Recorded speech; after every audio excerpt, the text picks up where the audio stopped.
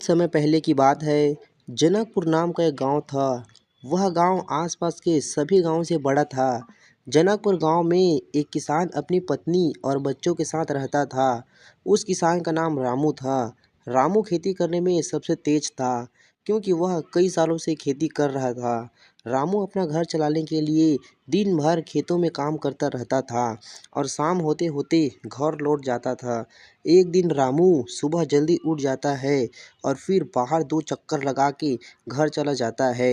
घर में जाकर रामू अपनी पत्नी से कहता है, मैं खेत की ओर जा रहा हूँ।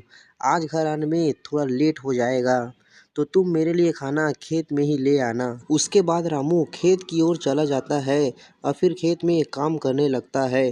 तभी उसको कुछ लोग आते हुए दिखते हैं। वे लोग रामू के पास पहुंच जाते हैं। वे लोग अमीर घर के होते हैं। वह रामू से पूछता है, मैंने सुना है कि तुम बहुत अच्छे फसल उगाते हो और तुम यह काम कई सालों से करते आ रहे हो। अगर तुम अपना फसल मुझे बेचोगे तो मैं इसके अच्छे पैसे तुम्हें दे सकता हूँ। किसान कहता है, क्यों नहीं, मैं ज़रूर दूंगा।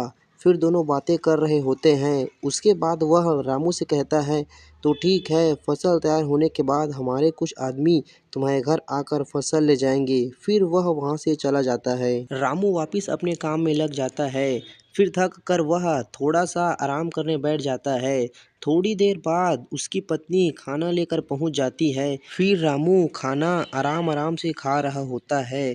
फिर रामू अपनी पत्नी से कहता है, कुछ देर पहले मेरे पास 2 लड़के आए थे जो हमारे फसल को खरीदेंगे। फिर दोनों घर की ओर चले जाते हैं। घर जाने के बाद वह सो जाते हैं। दूसरे दिन वह खेत की ओर जा रहा होता है और देखता है तो उसका फसल पक चुका होता है। वह बहुत खुश हो जाता है। फिर वह वापस घर आ जाता है और उनको फ़ोन लगाता है और कहता है कि फसल तैयार हो गया है, थोड़ी देर में हम फसल काट कर घर ले आएंगे। फिर वह कहता है, हमारे कुछ आदमी कल फसल लेने जाएंगे।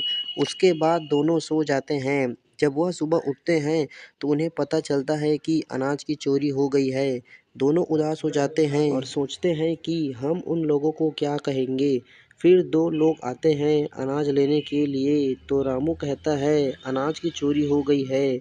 वे लोग उनको मालिक के पास जाने को कहते हैं। फिर वह मालिक के पास जाता है और मालिक को कहता है, अनाज की चोरी हो गई है, पता नहीं कैसे हुई, रात को हुआ लगता है। मालिक बहुत अच्छा इंसान होता है। इनकी बातें सुनकर उन्हें भी बहुत दुख लगता है।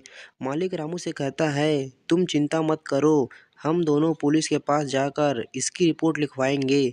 फिर दोनों पुलिस स्टेशन की ओर चले जाते हैं और पुलिस को सारी बातें बता देता है। फिर पुलिस कहता है, हम